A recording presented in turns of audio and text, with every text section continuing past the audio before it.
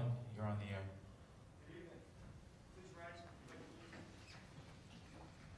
pledge allegiance to the flag of the United States of America, and to the republic for which it stands, one nation, under God, indivisible, with liberty and justice for all.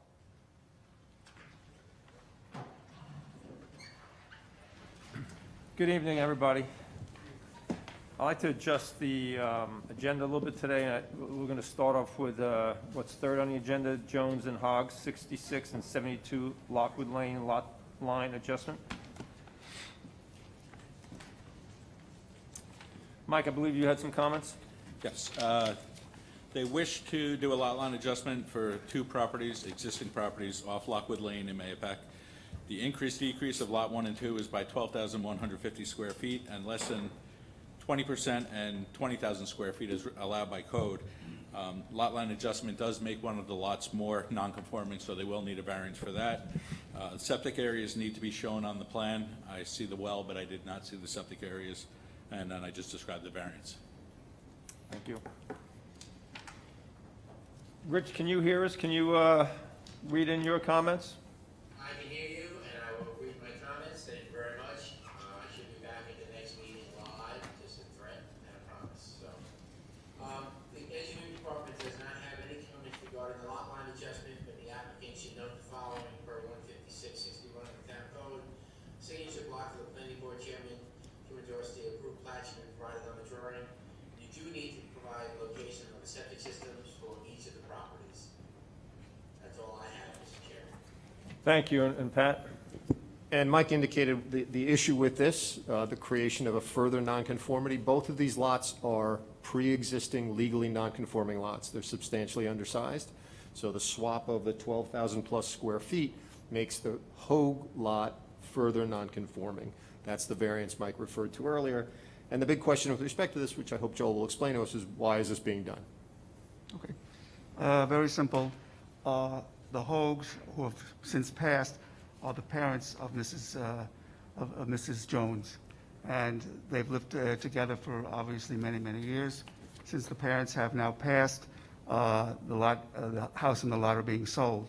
The section that is being in question here, where the lot line changes, have been used by the Jones family for years for their kids. It's a more level area of the site, so the kids play there. They store their wood for the winter.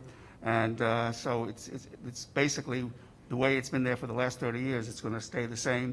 And the new owners of the Hogue residence have agreed that they have no problem with the loss of the 12,000 square feet. And as Mike and Pat said, we would like to be referred to the zoning board because the one lot, the Hogue lot, is obviously becoming less in area but more non-conforming. As far as Mike's comment, I did check with the Joneses today, and both their septic systems are in front of the houses, and the wells are way behind the house, so they're more than 100 feet distance between the two. So, That's Mike, fine. we need that added to the, okay. Just put it on the map. Yeah, I did. Yeah, it's on the map. I mean, it's not on the map. It was something I had spoken to them about today, and then I found out the answer.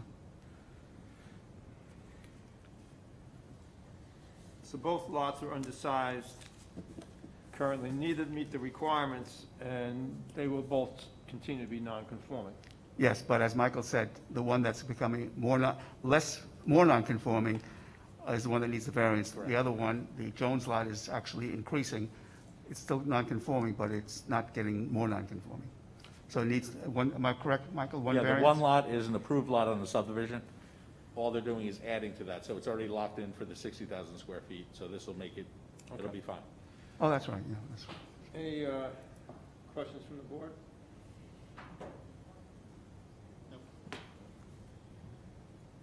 Need a motion to deny to the ZBA? Mr. Chairman, I'll make a motion to deny the applicant to the zoning board.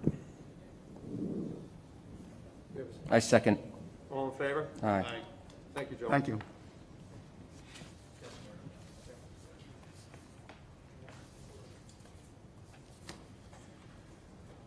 Next on the agenda is Fairhaven at Baldwin Place Road site plan.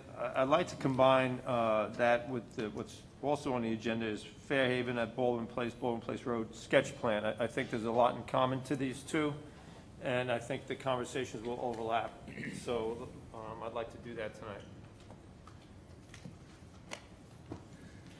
And Mr. Chairman, if you'd like to explain that it's not a public hearing tonight, so. Yeah, just public- as a reminder, as I mentioned at the last meeting, this is not a public hearing tonight. You'll have time to speak if you need to get some thoughts, and you can, we've received a lot of letters into the town. You can do that, but this is not a public hearing tonight. So I just say that in case, I don't want anyone to stay here unnecessarily until 8, 9 o'clock, or whatever it takes to have this discussion.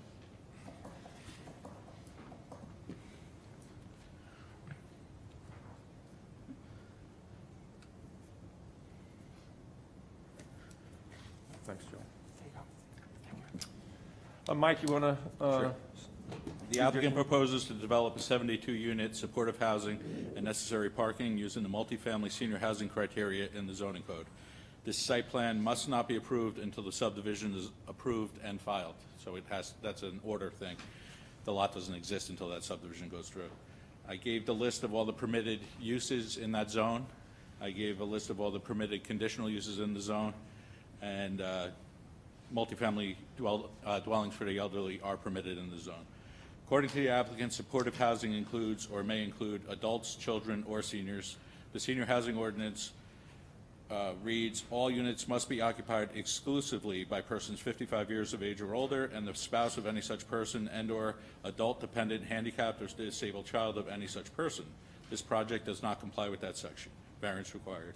The senior citizen multifamily dwelling ordinance reads, the site shall be served by municipal or community water and sewer. Municipal or community water and sewer are not available. They claim that they have a community, I think is what you call it, sewer and water. So that's something that the board, zoning board, is going to have to determine if that is something that is acceptable to them. The many conditions of section 15639, senior citizen multi-family dwellings, is the main reason that the town allows these developments to be developed at the higher density. Interpretations are required from the ZBA for parking calculation to be used for this or these uses. Is affordable workforce supportive housing allowed by right using 15639 in the senior housing ordinance? Are the sewer water requirements as required by code addressed by the systems as proposed? They're going to go over that with the board. Does the senior citizen multifamily parking requirement meet the needs of the project? I do not agree with the parking calculation as provided by the applicant. If the use is for disabled persons, there may be nurses, caseworkers, doctors, guests, etc., visiting the site for people and needing additional parking. If the apartment is for families, there could be several cars, young adults, spouses, everything. They could all have cars there. Parking has been an issue at many of our multifamily developments, and I would like the planning board to get a better understanding of how this project works. Variances are required from the ZBA for the following, and this would be if they don't get the interpretations as they're requesting. For the senior housing ordinance, age restriction, municipal and community sewer and water, parking, they say 108 are required, 84 provided, variance to 24. Again, I still say I think they need more. Buildings shall not exceed 2 stories in height. These buildings are 3 stories in height, so that is a definite variance. The only recreation that's provided for these sites seems to be like patios, either for young or older people. Is there anything that you're providing for kids, like not just a playground, I'm talking like something, a field or something where they could throw a ball that's not right adjacent to the building? The frontage meets the code, but there's I think it's 1,700-foot driveway that comes in, the easement that comes off the side. That 1,700-foot driveway is a private driveway at this time, so will the school buses go through there? Are the parents going to have to bring the kids all the way out to Baldwin Place Road? This is something that has become a problem at some of our other private road, open development type sites. So it's something that maybe the school should be involved in to see if they should do a turnaround or something of that sort, because I don't know the exact rules for the schools, but I know that we do get a lot of complaints about the buses getting in there.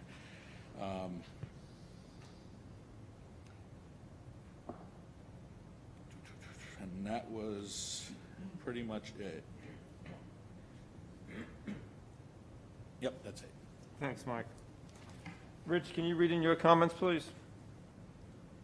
Yes, Mr. Chairman. So I'm reading the one for the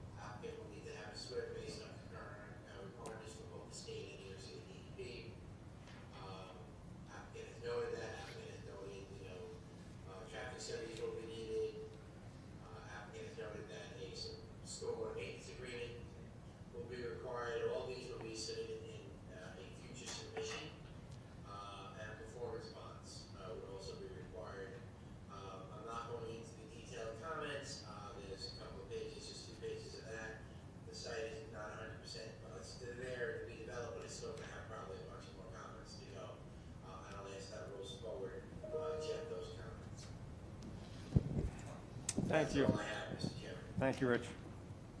Pat? So just to step back, Mr. Chairman, and provide some context, if you remember, this application is for two residential uses that are not permitted in this zone.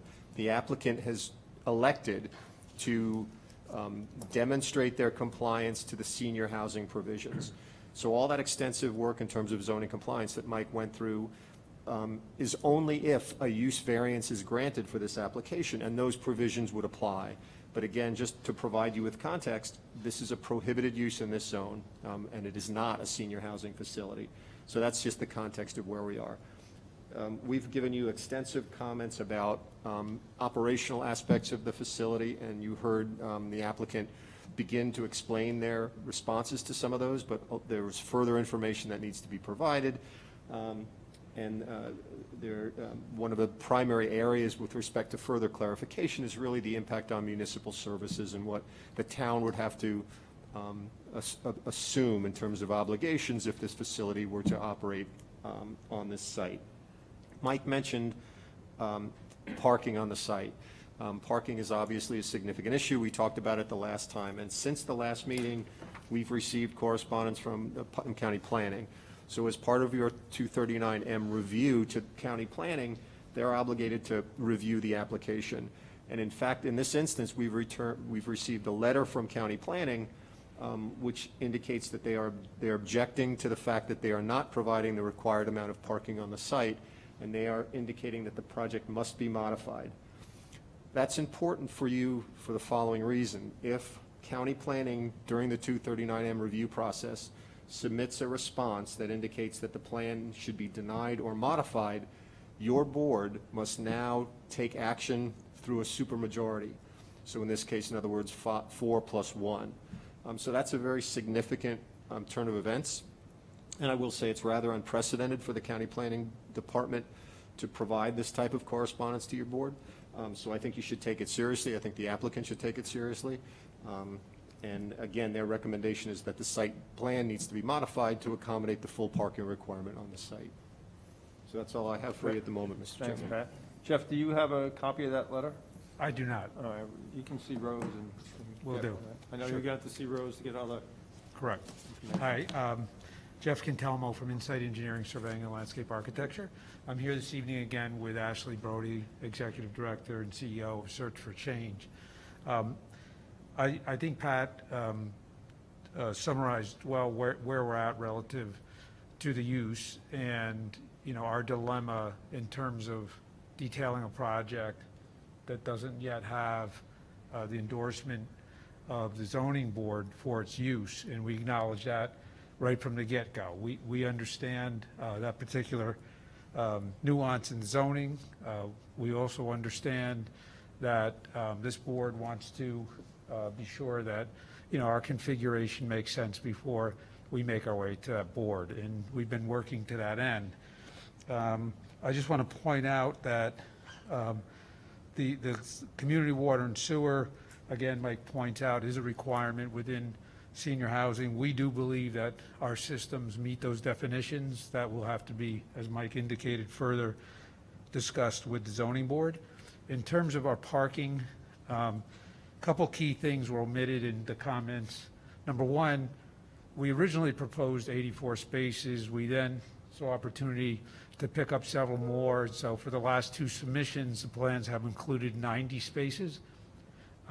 Prior to tonight's appearance, our last appearance, we did submit a parking study, and the parking study was specific to our use. And our use, again, as your consultants indicated, is affordable housing and supportive housing. And those two uses are unique in that in most instances, the people who qualify for that type of housing don't have the same vehicle needs that my family does and your family does.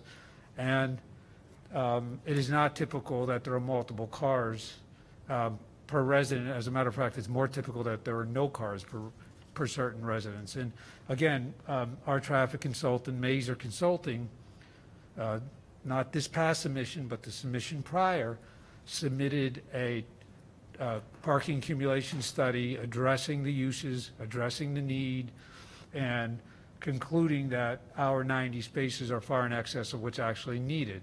We understand that that burden's on us to prove. We believe that study's a good first step to show, you know, how these facilities actually do function, what the numbers are that they need. We believe they're accurate. There's nobody in this room who wants the right amount of parking more than the guy sitting behind me. And his development partner also issued, as part of that parking study, a summary of upwards of 8 to 10 other similar projects across New York State and how their parking actually works. So I asked the board's consultants to please take a look at that. I would ask the board to please take a look at that. In terms of recreation, we believe we've put together a fairly comprehensive recreation program that includes community rooms and indoor spaces, patios, gazebos, barbecue areas, outdoor spaces, playground. Mike suggested maybe a small field area where the kids can kick a soccer ball or whatever. We certainly can entertain that. But we've detailed out our parking requirements. We've also summarized our compliance with the code relative to recreation. We were here last time, and I know Ashley answered a lot of the questions relative to the operations. He did leave a packet with the board that the board was going to take a look at. We did not submit anything additional technically. And again, we're here this evening to hopefully answer any remaining questions and take the important step that we need, which is to get to the zoning board. So with that, I'll open it up to questions. Anything having to do with the site plan, I'll certainly respond to. Anything having to do with the operation, Ashley will address.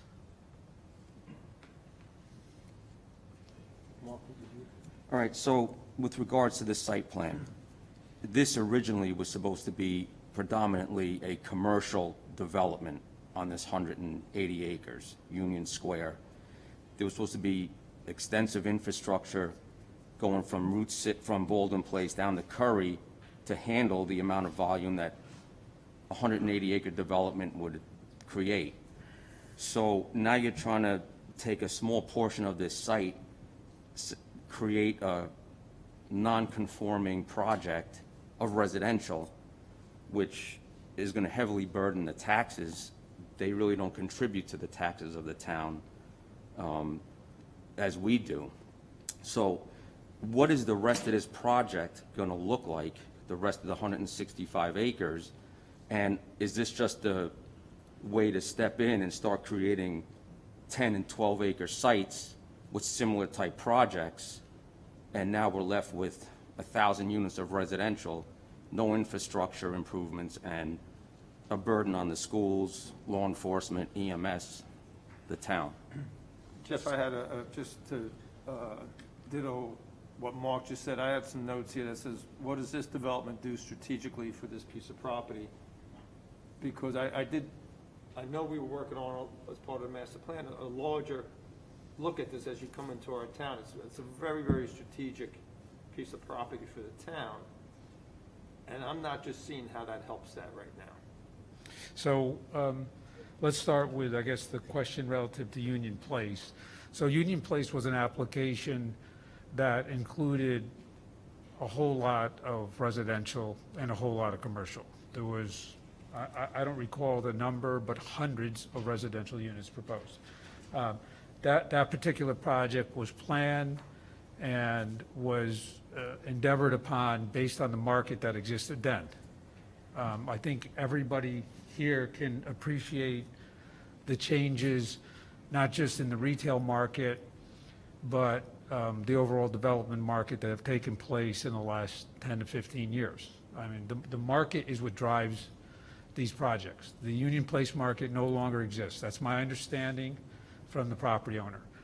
The property owner's looking at, has been working with many other potential users for this site, but the interest just isn't there. And I believe that your zoning does lay out a bunch of uses that make sense in the commercial business park zone.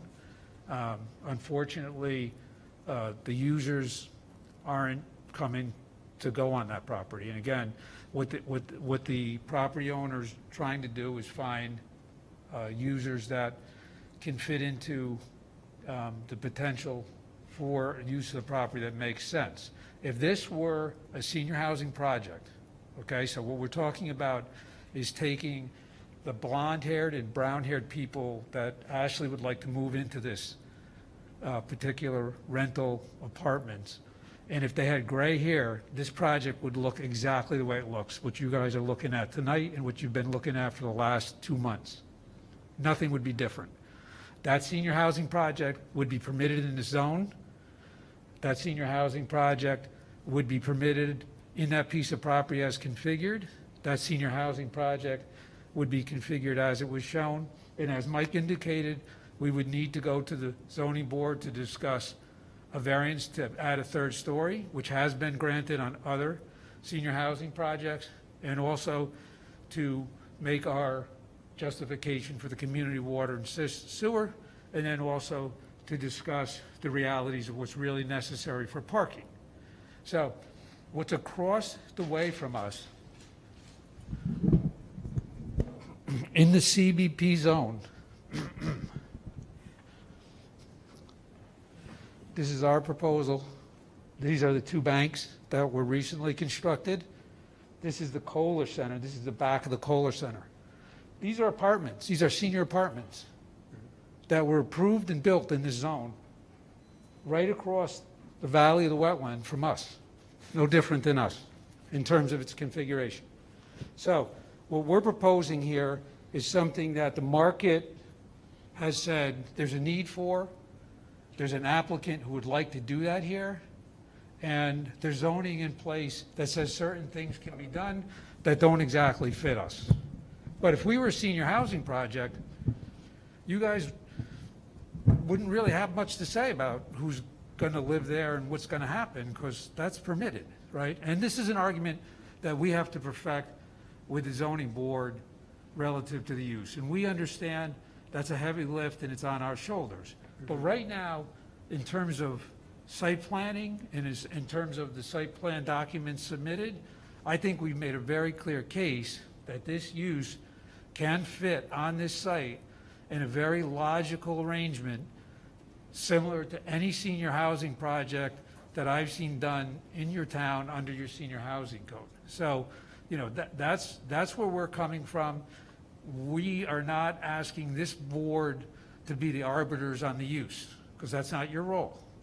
We're asking this board to be sure that, you know, you're comfortable with the conceptual arrangement of the site plan, and let us move on. Once you are at that point, let us move on to the zoning board to argue the use case in the correct form. So you saying that he wants to put the remainder of this site, create residential development? So No, that in is no not what I'm commercial, saying. the reason why That there's is some not what- residential was going in there because it was promised of a lot of commercial. Again, the market will dictate what happens there. And as far as for future development, we've tried to preserve what makes sense in terms of usable area and developable area with the configuration of the road. I think that in the CBP zone, there are numerous opportunities for commercial development and one opportunity for residential development. So I think what the future lies here is going to be more in the commercial realm, but will be dictated by the market, which I can't predict, and nor can the landowner, nor can the applicant.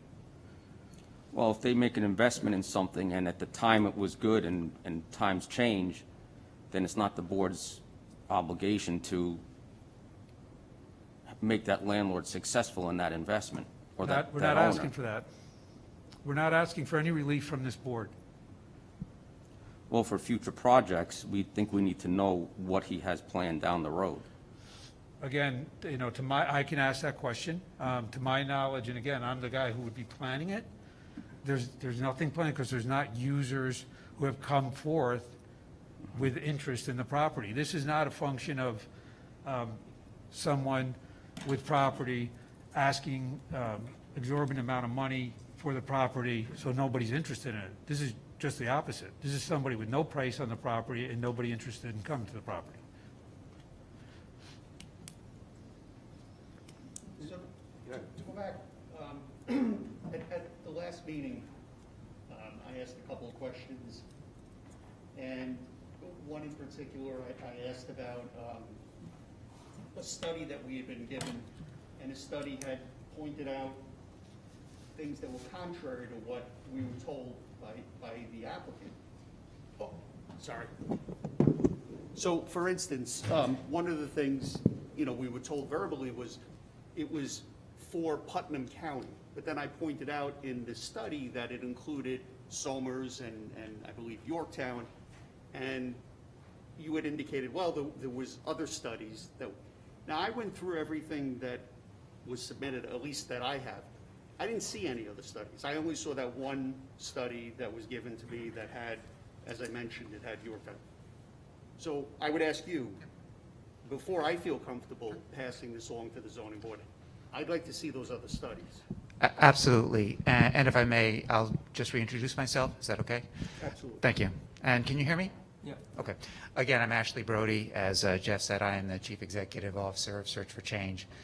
The applicant here, I know I was introduced a couple of weeks ago, and I do thank you again for the opportunity. If I could just say real quickly before I answer your question, and I certainly will, we certainly understand and respect there are innumerable questions about our proposed use, and many concerns have been articulated to the board and are prevalent in the community.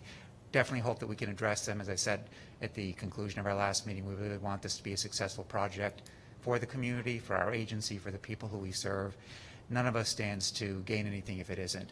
So having said that, I will answer your question. Yes, the market study that you have before you does encompass an area that isn't just limited to Putnam County. That is true. By no means is that to suggest that we intend to import people, if you will, from outside of Putnam County. When a market study like that is done, to my understanding, it does look at a certain geographic area which might go beyond the county borders. There are two other studies, copies of which I'd be more than happy to share with you. One was actually conducted, and both of them were conducted within Putnam County by Putnam County organizations. One was conducted by the Putnam County Housing Corporation, a housing needs assessment. Another one conducted more recently by the Putnam County Department of Health, a community health assessment as part of its community health improvement plan. Now, you're hearing me talk about health, but they focus very heavily on housing, as a matter of fact, and both of those reports and many other sources of data, copies of which we'd be more than happy to share, address the need for more housing in Putnam County. I think as we've discussed, and as I imagine you're aware, population has grown markedly in Putnam County. Housing stock has remained largely stagnant. Although home ownership rates are high in Putnam County, rentals have not kept up with the influx of the population. It's placed upward pressure on the rental market. And as a result, as affirmed by these studies, and I'm not asking you to take my word for it, as affirmed by these studies generated within Putnam County by Putnam County organizations, at least half of the people who live locally carry an unaffordable rent burden. It makes it very difficult for people in this community to continue to flourish. We want to be part of that solution. That's really what this is about. And to the extent that we can provide that data or any information that would give you that confidence, we'd be more than happy to do that. Yeah, thank you, I'd appreciate it. Sure. The other thing that I kind of touched on, and you had made verbal representations, as well as in the submissions, that, these units wouldn't create additional burdens. So, we received some information that was sent to us, and for confidentiality, I'm not going to really go into details, but I'll say, generally speaking, that it was pointed out to us that just one of the units that Search for Change had in, that would be Mayapack, they did a FOIL request to the Carmel Police Department. And there was a significant burden on the police department, in particular with this unit, for a number of reasons, which I'd be more than happy to share with you in private. I don't think the public forum is. So my question to you is, this is just one unit, and I know that there are many other units and a private house that Search for Change has. So I'm asking you, forthcoming, what type of impact have the other units had on the say the police department? Okay. Excellent question. I'm glad you asked. And yeah, I'm certainly not, aware of that particular information, but I would happily discuss it with you. So you may remember when we met a couple of weeks ago, as I was describing my organization, I explained that we operate different types of supportive housing throughout Westchester and Putnam County and have for, about 45, 46 years. The vast majority of people who live under our auspices in Putnam County live independently. And that's actually what we envision for this project, people who are able to live independently and are living independently. In fact, I imagine it probably came as a surprise to many to know that there are about 70 people living independently in Putnam County right now that are being supported by our agency. That is, they receive some financial assistance, they have a care manager who looks in on them from time to time. In addition to that, we also operate more supervised types of settings for individuals who might have more acute needs. That is not at all what we propose or envision for this project. So to use a metaphor, think of a school. You might have a school that has first graders, second graders, eighth graders. It's not the best metaphor, but it's the one I can come up with off the top of my head right now. We have first graders, second graders, and eighth graders. Some of the individuals who are in our other programs, if you will, more intensively supervised programs, have more intensive needs, and there may be occasions in which they're experiencing an issue that might necessitate an ambulance or a police escort to get to a hospital. That's a different type of setting that we operate, and that is true, but that's not what we envision for this project. What we envision for this project is independent living, and actually most of the people who live under Search for Change's auspices in Putnam County are part of the independent living program. They're just not in a multi-family development like this. They're living scattered throughout the community. So again, I would like to know more about the information that you received and discuss it with you. But what, if I understand correctly, and I believe I do, the type of program to which you're referring and for which you receive that information is substantially different from what we're proposing for Baldwin Place. The 70 or so people you just referenced that are housed in Putnam County. Yes. Can you describe how they're housed? Sure. They're in their own apartments, so they're typically in a studio apartment or a one-bedroom apartment, and they receive a visit from one of our care managers, maybe on a weekly basis or a phone call, but they're just living in rentals. Part of the reason why we envision this project and we're proposing it is because the rental market has become inaccessible, and we have so many people who need housing. And I'm not just talking about the individuals we serve, but again, workforce individuals who earn wages and work in Putnam County but can't afford the rents right now. So the short answer to your question is the people who are living independently with us are living in the community like anyone else. They're living in their own apartments, studios, one bedrooms.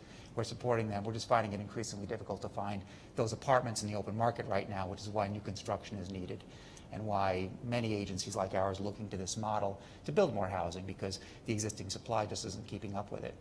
Well, if Putnam County needs this type of facility, Putnam's a pretty big county. Why would you want to concentrate 72 units in one location and move people from within this whole county when you wouldn't split this up into smaller units throughout the towns in Putnam County, and not to put the burden on one town for schooling, EMS, law enforcement? So you're saying that it's for the Putnam residents, but people are going to have to move from where they are to get here. People work in Phillipstown and Patterson, and that means they have to move to Mahopac to commute back there. Why not take this, divide it up into 5 different sites and serve people in those towns as well? Very good question. Part of it is economies of scale. I mean, as we all know, there's construction costs, there's operational costs associated with developments like this. And we But are... on a smaller scale, the development costs would be less. You're talking a Absolutely. massive project here. Of course. And also, as I believe I shared last time, our agency works with municipal funding sources. Again, we're a nonprofit organization. We're not making a ton of money. We're reliant on different municipal funding sources to support capital construction, to support the services and operating. And I believe they've determined as part of their model that this type of development is cost effective, also more integrated insofar as it includes a subset of supportive housing as well as the workforce housing. So I understand your point, absolutely. In an ideal world, we'd have housings of this type scattered all over in proximity to all the different communities. It just doesn't seem to be the most feasible thing. Also, what we found, and we've been working at this for many years now, I mean, we've been providing housing as an agency since 1975, but we've been pursuing this type of development for the last several years in concert with a statewide initiative. And it's exceedingly difficult to find anything within Putnam County. That's been our experience for a variety of reasons, and I'm sure you know better than I do. Much of the county, again, is not zoned to support this type of development as much as we see there's a need for it. A lot of it is in, again, protected wetlands area, or it might be in areas that is very rural in nature. And I love the fact that Putnam's rural. That's why I moved here from Westchester. But for the people who we house, many of whom don't have cars, as Jeff said, being in a more rural area, not in proximity to transportation or stores is difficult. So these are all the different things that we have to take into consideration, and that's why this particular parcel meets this need as we propose, because it is in proximity to shops and stores across major shopping centers on Route 6, notwithstanding the concerns about traffic. Definitely recognize that. By the same token, you know, as Jeff attested, we feel that the parking needs wouldn't be as great as it would be if it were just market rate housing.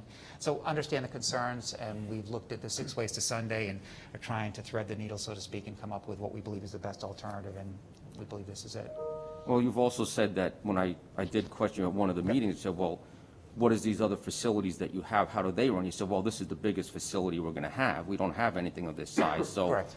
You can't really, from experience, tell us how this is going to run because you've never ran anything this scale. Correct. To know what the downside could be and what the potential problems would be. You're absolutely right. I cannot tell you from my own personal experience that is true. What I can tell you is this. We work as part of a network of agencies throughout the state, and this model is not a model that we've just come up with out of whole cloth and are proposing. This model is in place throughout the state, and the development team with which we work and others are very experienced in shepherding these models through to fruition and operating them. And there's a lot of precedent to demonstrate that they are successful. And as we shared with the data that we provided and would happily provide more of, it shows that they are largely successful in a number of different ways. And a few examples are as follows. Economics. We understand the concern about economics, the loss of tax revenue, the potential drain on the community. The data on projects like this throughout the state and throughout the country demonstrate that they actually have a net positive impact on the local economy, not a negative one, because yes, the programs or the sites may not pay taxes that are comparable to what market rate development pay. Nevertheless, they do pay through what we call a payment in lieu of taxes arrangement. Also, the individuals who live there are local tax-paying citizens. More than half of them are working, paying taxes. They're obviously contributing to the local economy. So we just like to note that for the record too, that we understand the concerns, about the investment in this, but there are dividends that it produces as well. And again, I'm not asking you to take my word for it. We'll happily provide information to substantiate that. And I think we have provided some, but we could provide more. But sales tax is much different than real estate tax. Understood. So the sales tax goes to the county. The sales tax isn't going to the school system, which could be burdened by 50, 60 additional children, depending on, or more, depending on who's taken residence here. Sure. And I will add too, and I think some of the data that we shared spoke to the issue of children and the potential burden on schools. All the data for developments like this show that they generally have fewer children than comparable market rate developments. Not to, by any means dismiss your concern, I understand that. But that is something that we look at as well, and a lot of research has been done to kind of gauge the impact of developments like this on local school Mike, systems. you had a question earlier about the schools and their access to the buses. Yeah, the school bus, they don't go down certain roads. And we've had problems over the years where people buy into a development and don't realize that if it's not a town road, the bus isn't coming up to your house, so they have to actually walk to the bottom to get to the town road every day. So that would be the All school case year. here, I would assume that they would I have don't to- know that, but that's why I said maybe we should get the school involved in Yeah. this too, to find out if maybe a simple turnaround may help. Maybe they can't go in there. I don't know what the answer is, but I don't want to be getting complaints that people aren't going to be walking down there, and then the school's mad at us because we developed. It's a catch-22 because we're getting it from both ends. So we really haven't any feedback from the schools or the police or the ambulance on this project yet? Are any of the developments that you spoke of in the area, the larger developments like this? There are some in, yes, they're in Westchester. Dutchess County has them. Surrounding communities do. This Part of the size? reason, there's one in particular I know we talked about, I don't know if it's comparable in size. There are others that are comparable in size in Westchester. Yep, I'm not sure if it's the one with which you're affiliated, but there are. Yes, in Westchester and Dutchess. And again, you know, the reason why we're proposing it for here is because there is a need here as well. But the short answer is yes, in Westchester and Dutchess, of which I'm aware. I don't know about Rockland, but the short answer is yes. And the other thing, you talk about money coming from federal and state and everything else. There are conditions that go along with that?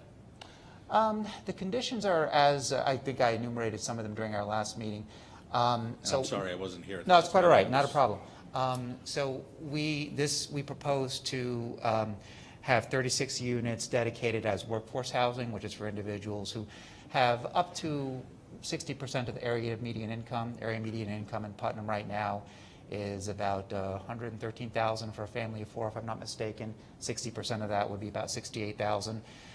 So for a single individual, that would be about $47,000, $48,000. So individuals, including many local employees, members of our workforce, would qualify to live in those 36 units. So that is one criterion, if you will, that would apply to the workforce. And that's another reason why we propose to include that, because we know how much of a need there is. Again, not just for the people who my agency traditionally serves, who might have some additional needs, although they can live independently. It's also for people who are just, you know, working and living in the community, but can't afford the prevailing market rent because it's become so expensive. So that's one criterion that applies to that subset. As for the others, again, my agency is one that traditionally serves individuals with health conditions, historically mental health conditions. Again, what we propose here is a configuration in which we have people who can live independently, people who have recovered from whatever condition they might have, but in concert with the state's plan to provide integrated supportive housing for people who can live independently. Those individuals have to have had a history of some type of health condition, and it's not limited to mental health conditions. People with physical disabilities, veterans with disabilities, even other populations such as survivors of domestic violence would qualify. And you might wonder, well, why such a diverse population? Part of what the state is trying to do is create more housing opportunities for people who've experienced these types of traumatic events, recognizing it's integral to their recovery and helps them to be more successful. And ultimately, and it's not only the dignified thing to do, but also saves communities money, because you're not housing them in shelters, you're not having them go back and forth to hospitals. So really, the criteria are, if I were to distill it down to a couple, one is income related for those who are in the support in the affordable units, the workforce units, and the having some type of condition, but the ability, of course, to live, to function independently, to be successful for the others. So those are, I guess, the populations, if you will, that we propose to house. And this is not, again, something that we just created. This is in concert with a broad model that's presently in effect throughout the state. And is it always 36 and 36? No, that's something that I guess Jeff might be able to comment on that. That's something that is a little bit fluid, and that was based on what we believe the site can comfortably accommodate. So those numbers can vary from development to development around the state. In some cases it could be 50, in some cases it could be 100 or 150. You go down to the city, you have 300 unit developments. No, I meant, will it always be 50%? Oh, yes, I'm sorry. Yes, it would sorry, always be I 50%. meant in I'm this sorry, case. I understand. Yes, it would. In this case, it would always be 50-50. And last question, is it floor by floor, divided in half, or is it No, mixed? everybody, because again, our expectation is that these are individuals who are living independently like any other multifamily development, fully integrated. Person who's living in room A may be there as a member of the workforce population. We wouldn't make a distinction. We understand programmatically we do, but in practice we wouldn't. That might be somebody who's working a full-time job and happens to qualify by income. Their next door neighbor could be somebody there, veteran who became disabled, in service, and is qualified based on that. The person next to that could be in a different category, but it's all commingled and integrated. Yeah. I'm just curious, does Search for Change operate any other facilities that are strictly affordable facilities or economic-based and not health-based? That are strictly affordable? Strictly? No. No. Why the integration of the two components in this unit? This is it's a model that the state has embraced in recent years. For the past, I'd say 6 or 7 years, the state has been providing support for agencies to create this type of development for a couple of reasons. One, it's really achieving dual aims. We recognize, and all the data suggests, that we need more and more housing for, frankly, everyone. And what the state is finding and what the data suggests is that when we can create this type of integrated housing, it tends to work better all the way around. For people who have these additional needs, It's helpful for them to be integrated, not to be isolated, if you will, altogether. There's no real need for that. Likewise, by achieving these economies of scale with construction, and having to go through this process, which we know is quite cumbersome in terms of getting to scale, to create this integration helps us to achieve both. It creates more housing for people who qualify just by dint of income. It creates more housing for those who qualify by virtue of their health condition. So I think for those of us who have worked in this field for a while, we recognize how beneficial it is for people to be commingled and to integrate in this way. It might seem counterintuitive, but there's more and more data to suggest that this is a real compelling and very successful way to do things. So it's not something that Search for Change has just come up with as a novel idea. This is something that's happening not just on a state level, but on a national level, and has been for many, many years. But it's really, the overarching aim is just to create more housing across the board, not for any one group or population, but recognizing that these are people who are already living in our community. And again, they might have an economic need, they might have a health need, but at the end of the day, they're all capable of living in a setting like this, and if we can integrate them, it works best for everyone. So yes, the short answer to your question is it would be new for us in that we have not had housing specifically just for workforce or for those who qualify according to income. But from our perspective, it wouldn't be any different from what we're already doing, because a lot of the people who we support, again, of the 70-some-odd people who we support in the community right now, many of them are working, and they may be working at jobs that don't pay a very competitive wage, and they can't afford the market rents. So they could qualify to be members of either population. That's true for many people we serve. Many would qualify just because they meet income standards. Others would qualify because they meet health standards. There really is not as much of a distinction as there might appear to be. So we really see them as all part of one whole. Is it the business of Search for Change to get into affordable housing, or is it the business of Search for Change to deal with the health issues?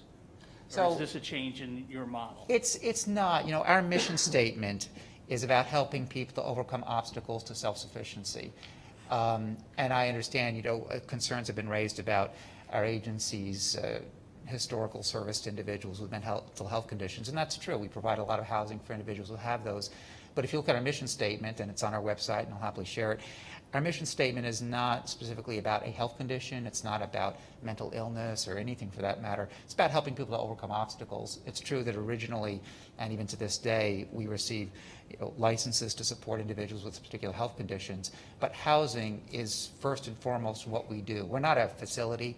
We're not a facility like many of you are familiar with Arms Acres, because it's in Putnam County, that provides treatment in a somewhat secured setting. That's not what we are. That's not what we do. We're a housing provider. Yes, we provide housing for people who have some health needs, but we are first and foremost, and we've always been a housing provider. So we see providing housing of all types is integral to our mission. It always has been. You know, there are hospitals out there, there are healthcare facilities. We are neither. We are a housing provider first and foremost that specializes in housing for particular individuals, but we've always seen housing as core to our mission. So I understand there's concern about this possibly being mission creep, and I definitely respect that. We have a different view because it's always been part and parcel of what we do. Ashley, just two quick questions. Sure. So what you're hearing from us is we're trying to get a sense of how you operate, right? Understood, of course. So two questions come to mind. The Yep. first relates to the pool of funding sources that go to this facility. So obviously there's one pool that would build the facility. Correct. And then you operate it for however long this facility will operate. Is that a different source of funding? And from what I understand, you're cobbling together multiple sources to do this. Correct. So if you could share that with us, the primary issue would be if those funding sources that maintain and operate this facility over the long term, if their priorities change over time, how does that affect the tenancy and the occupancies in the building? And obviously, our biggest concern is how that would affect municipal services. Sure. So if the type of tenants that occupy the building change or can change because the funding sources' priorities can change over time, we'd like to know that. So if you could share with us the folks that you would be gaining your money from and the types of programs that fund that, that would be helpful for us to understand. Sure. And secondarily, Ashley, Yeah. before you answer, Yeah. You mentioned those other facilities. So if you could provide us with those other comparable facilities where there's Search for Change or others, I think it would be helpful for us to speak to their police departments, to speak to facilities their... comparable to this one?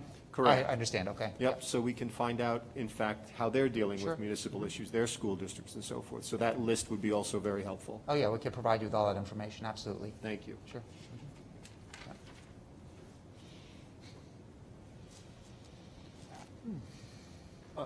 You were looking for your answer about the funding, right? Oh, do you want me to provide it to you verbally, or? No. I think if you provide that to us in detail, what we would like to do is Sure. look into those Of course, organizations okay, and we can find certainly out how provide that that, yep, works. absolutely, happily. I could summarize it, but I'm sure you want more detail, and we can provide that in writing, yep. I also think we ought to get some feedback from our police department, our fire department. We ought to really, I think, engage them, ambulance, schools, as Mike mentioned. Yeah, Transportation, at least for the Yeah. access. If there are school-age children, they should be able to work out We- something. we or- discussed this the last meeting. We shouldn't be surprising the ambulance or the fire department with something. Right, having myself been on a school board, I mean, I can speak to that to some extent, and the school board, they don't go up private roads. So that would be, based on my experience, an issue that needs to be dealt with. And thinking about it, you would now be in a situation where you'd have children at the end of that driveway on Route 6, which is a very busy thoroughfare. Baldwin Place Road. Well, yeah, but I'm just saying, it's a very busy, I'm sorry, Route 6, at the end of the driveway, it's a very busy thoroughfare, Baldwin. You have cars going along there at high speeds, you have other buses going to the high school, to the middle school. So it is a somewhat precarious situation. So I think we need to, the school board has a subcommittee that deals with transportation, they call it buses. So I think it's something that we should bring to their attention and get their feedback on to see what their thoughts are. Yeah, and Ray, to your point, it's fair for us to assume that some of those kids may also have special needs. So walking a kid down a 1,700-foot driveway to get to the bus stop may not be the best solution for someone that has a special need. So that's sort of the topic that we need to dig into a little bit deeper. Absolutely, absolutely. Also, as far as the burden on fire departments and ambulance, if this three-story building requires some sort of ladder truck or some much bigger piece of equipment for the fire department, I don't think that burden should be on the fire department or the community to supply that. The burden should be on the developer to supply something that is they're creating the burden for, which is about, you need a variance for, it's not in the zone. So not knowing, we need feedback from the fire department based on that to see what type of equipment they would need to, fight a fire there or to get access to these higher floor buildings, because we really don't have that type of facility right in that Mayapack Falls district. Jeff, this building would be sprinklered? Yep. And remind me, Jeff, did you provide access around all four sides of the building? We give a response to your comment? We responded to your comment on that, but no, as a matter of fact, fire code does require access along one whole side of the building, which we do have. We meet that requirement. I don't know that there are any multifamily housing projects we've done in Carmel under the senior housing that has access all the way around the building. That's very uncommon. We made Pulte put in a stabilized pad, but it was just for the one building that only had the front. There were no sides on it, so they did have to get the additional side in there. But these are sprinkled buildings, they have to be sprinkled. But being that there's no town water or water system, you'd have to put in tanks That's correct. in order to have enough volume? That's correct. Yes. This particular development will be a community public water supply served by wells. There'll be a domestic portion of that system, and then there'll be storage tanks for the fire protection portion of the system. And pumps, probably. Yeah, of course. Ray, did you have a question, or did you get it? No, that's okay. I had a question for, Chairman, Well, Mr. Chairman. yeah. Again, I can barely hear most of you guys, so I'm following you guys on YouTube. I'm going way back to the beginning when Jeff was talking about this being a senior, and comparing it to both the senior and what it is now. I know that we've gone through a lot of discussion since then. Jeff was talking about parking. So Jeff, I guess the question is, if this was a senior, under the, existing code where it would be a senior center, how does the parking compare? So, I'm not gonna be able to hear you like this now, but it's something the board should just be aware of. Thanks, Rich. Yeah, just for the board's knowledge, we've presented since our initial submission that the senior housing law requires 1.5 parking spaces per unit, which would equate to 108. We're now proposing 90. And again, as I said, we have a traffic engineer's report relative to parking that shows we actually demand far less than 90. And then there's also backup having to do with a number of facilities across the state where they went out and actually counted the parking spaces and the parking spaces used compared to the unit count, which the board can take a look at. Vicki, you had a question? Yeah, I did have a question. You mentioned before, this is like a school metaphor, first grade, second grade, eighth grade. Yes. Right? What happens if those sixth and seventh graders have to move in there, right? So you mentioned before, these people don't have real mental, challenges, but the issue that was brought up before about another place in Mayapack had quite a bit of police activity because of things that were happening, because people, had different types of needs. What are our guidelines to make sure that we don't have that in this facility? Okay, very good. So we have there's eligibility criteria are different, and we also have a screening process, which I talked about a little bit during our last meeting. Screening processes are very different from program to program. So, and again, the school wasn't the best metaphor, but it's what I came up with. But I'll go back to that. The criteria for entering first grade or graduating from first grade are very different from the criteria for entering the fifth grade or graduating from the fifth grade. So there's different criteria and different screening procedures that we apply in order to ensure that individuals who might be candidates for this particular type of living development are able to live there independently. And it's the same ones that we apply for individuals who are currently living independently in the community. And again, that includes about 70.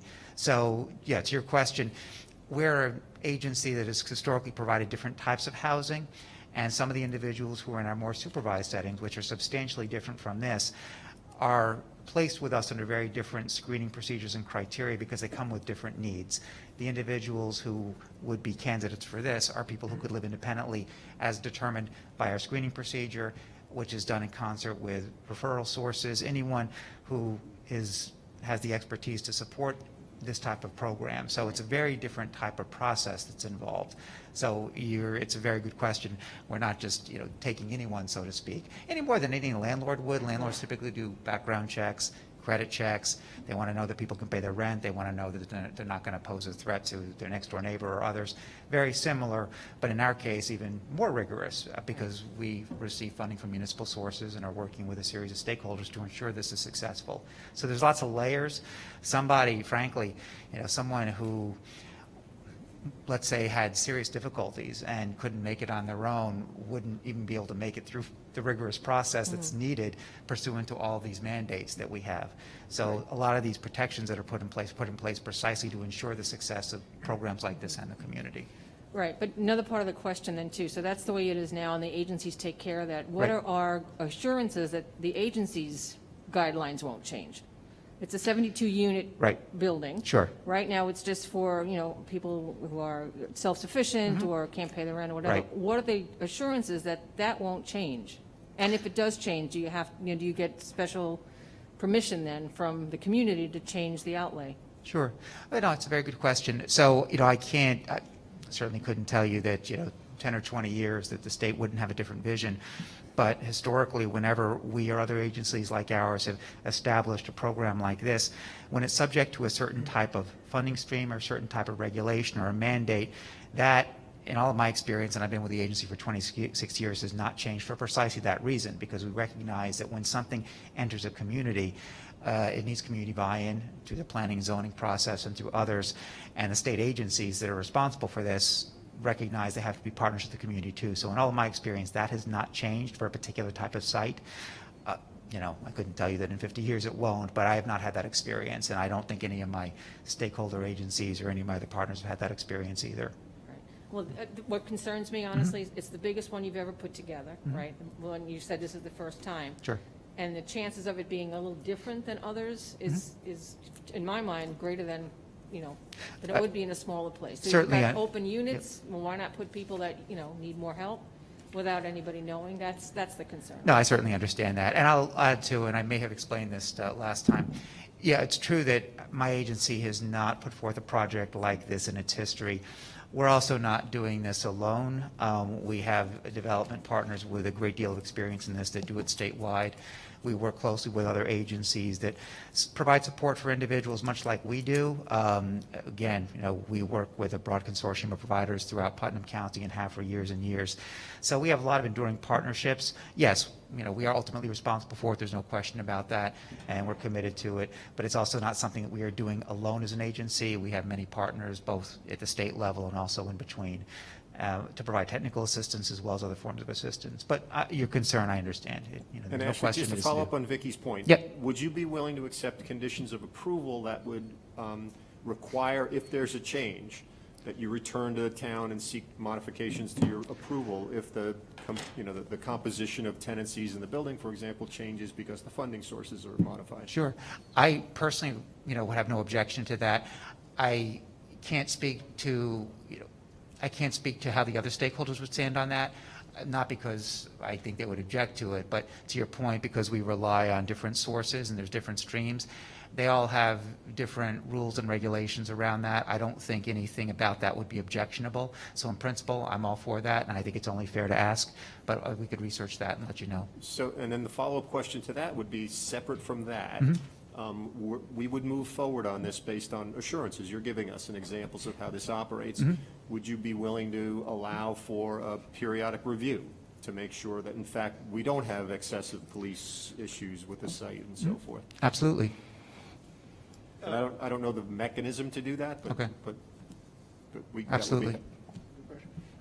You mentioned before in response to Vicky, you mentioned about a rigorous screening process that's used for the people to occupy space that's owned or operated by your organization. My question to you is, has that rigorous process been in place all along, or is this something new, or? It's been in place for certain types of housing that we provide. So, you know, for instance, again, we house about 70 people living independently. So that process is in place for those individuals. There's different procedures that we use for individuals who might live in other settings. And again, that's why the concern, and I understand the concerns you articulate about other settings that we might operate throughout Westchester and Putnam.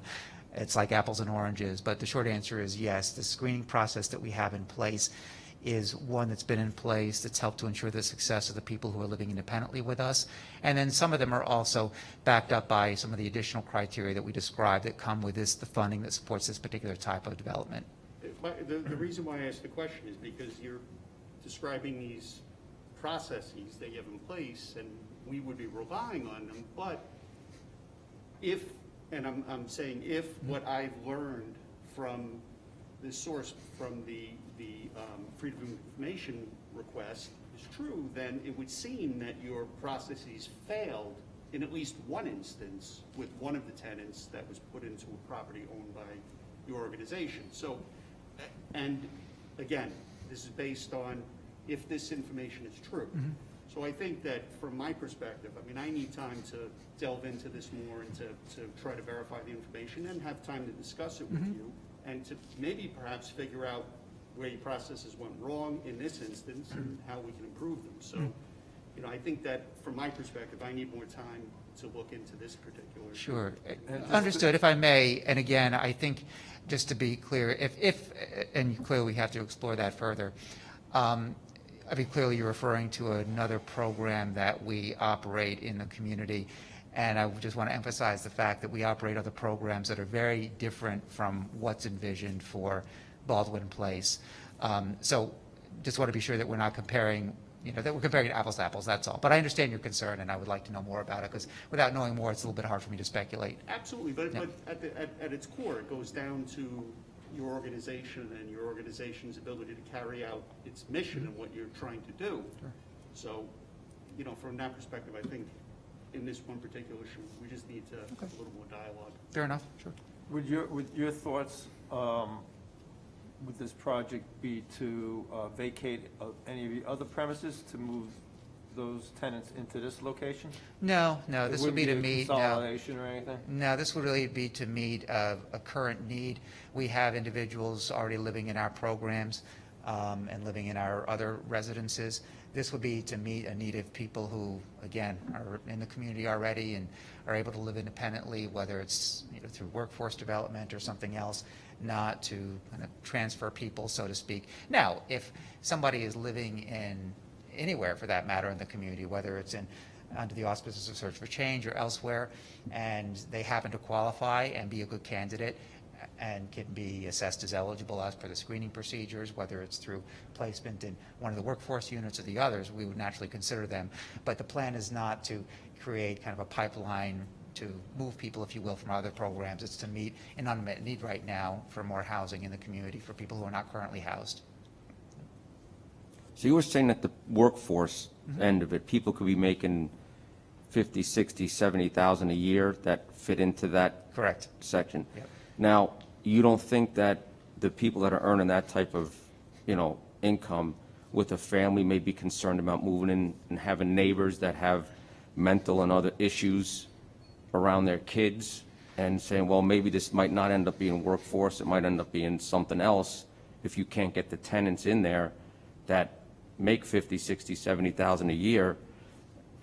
I guess my concern with a family would be who are my neighbors? Sure. I guess my answer to that would be, even now, wherever you live in the community, you don't know who your neighbors are. And these are people who are already living in the community. And we don't see them as being different because, again, the people who would be living here are people who can live independently, regardless of what their background is. And it's true, they could be people who have health conditions, but there's people living in the community all over in the private rentals or multifamily developments who have health issues, and you may not know about it. I think the difference here, and what I think is causing concern, is that we happen to know about it. But if you were to go knock on any door anywhere, you wouldn't know whether the person living there has a special need, has a visiting health aide, might have, an issue with alcohol or substance use. Not that we expect that, because we're working with people who've proven their recovery. But I think wherever you are in the community, you might be in a development where your next door neighbor could be struggling with something that you're not aware of. I think here there may be a little bit more awareness, and our argument and the data suggests that having that awareness and having those resources to help people to be successful. But also, I'll say this too, because this might be new here, it's not new statewide and it's not new on a national level. These developments don't have any problem leasing up, and they are successful because the individuals who are there, again, are just like individuals living anywhere else in the community. Yeah, some of them have additional needs, but none of them, with rare exceptions, create any problems. And I say rare exceptions because you could live anywhere in the community and someone could have a problem. That's not unique to a specialized housing development. Regrettably, in our society, people have problems. But there's nothing unique about this in any other sense. If you're living in, room 114, you might be in room 114 because you qualify because of income. If you're living in room 112, you might qualify because you're a service-disabled veteran who's maybe suffering from PTSD. And perhaps some people would have a concern about that and may not want to move in for that reason. But the data and all the developments like this that are done don't bear that out. They tend to get fully leased up. They tend to be successful. And people are comfortable and realize that these are just people living alongside each other as they currently do. I do realize that people around in every community have issues, but this is heavily concentrated at 50%. And it's not random. It's a large. Sure. It's half the volume of the tenancy there. Sure. I think that is true. Yeah, 50% of the tenancy here would have some type of issue. And again, I just underscore the fact that the individuals who would be living here are individuals who, despite their issues, have proven their ability to live independently and are not people who are necessarily in facilities or have been in facilities or need to be in facilities. So there's different degrees of impairment, and I think that's the distinction that we're making. There's no question that if you were to take 50% of any development and focus on people with very severe or acute needs, whatever they happen to be, physical disabilities, mental or emotional conditions, that would be very difficult to manage without having very robust and intensive oversight. But the distinction that's made here, and again, we're not just making this up out of whole cloth, this is done throughout the state and the country, is that these are individuals who have a history of some type of treatment, as many do, but have progressed to the point where they've shown they can reside independently with just minimal basic supports. So that's the difference. So yes, there's a concentration, but it's a concentration of people who are managing and who are living independently, not people with very severe and acute needs. And I think that also might speak to some of the distinction that you make in referring to the other program that we operate. But again, I'd be more than happy to discuss that in further detail. I think a lot of the board and citizens have a concern over the scale of the project, the amount of units concentrated in one location for Putnam County as opposed to maybe spread out throughout the county. And maybe that's something else that could be looked into as opposed to, you know, putting this in one town as opposed to 5. Your other communities, they have fairly larger projects like this. Who do you see as your neighbors? You know, whether, what I mean by that is a movie theater, restaurants, ballparks, you know, because strategically, this is an important piece of property for us to develop for future use. And I know we've been talking about it for years. You know, we've always talked about, geez, it'd be great to have a Target downtown there. That'd be a great location for that, or a community college, a great location for that. Do you see this impacting that at all? I don't. I see it actually in working in concert with that and supporting that, because these are individuals who need those services. And again, right now, this is a big parcel of land that is lying fallow and not developed. Our hope is that this doesn't derail the community's plans, but supports it, because if you have people who are living here who need housing because there's a need for it, these are people who are going to walk right across Route 6 and shop at the store there, the Stop and Shop, and shop at the Acme, and go down the road to go to the movie theater once the movie theaters are reopened. So we see this as being a stimulant to the economy. And again, there's lots of data to support that as well, that people who live in these developments bring the majority of their wages, their earnings, whatever they have, back into the economy. So we don't see this as replacing it. We see this as actually supporting that. As Jeff had said, I think the market ultimately dictates what happens with property, and the market has been upended over the past year, as we know. But our hope is it will return to some form of normalcy, and that people who are living here would be supporting any of the economic initiatives that are underway.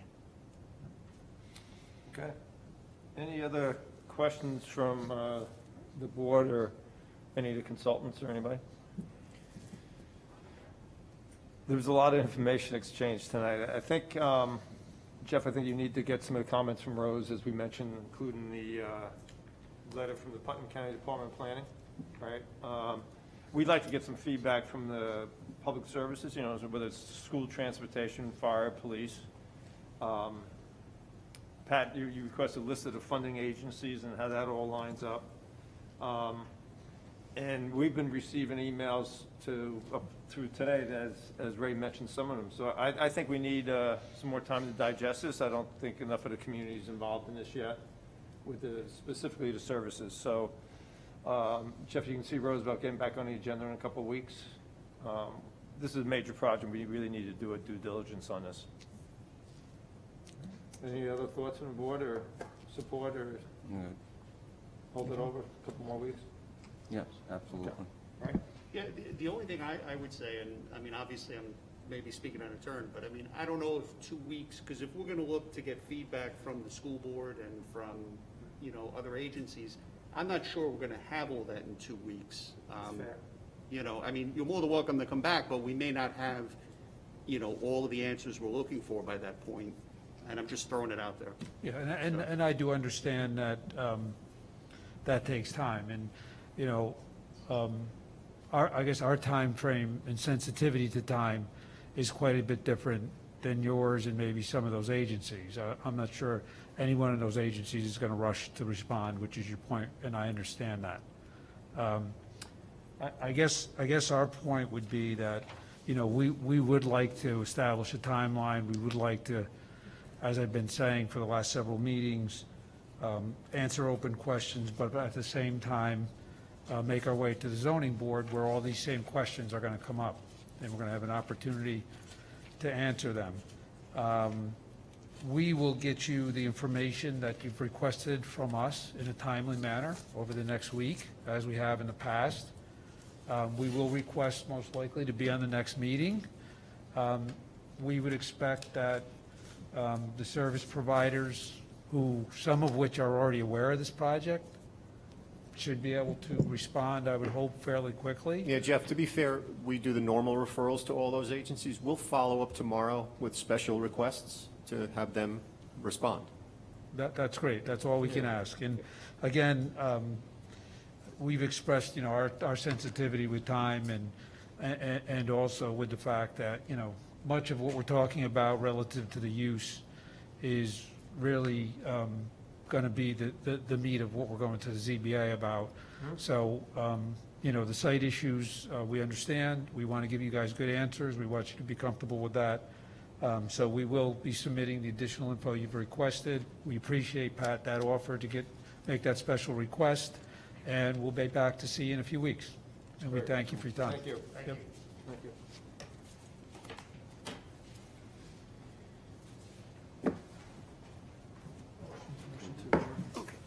I'll make a motion to adjourn the meeting. I second. All in favor? Aye. Aye. Good night, thank you.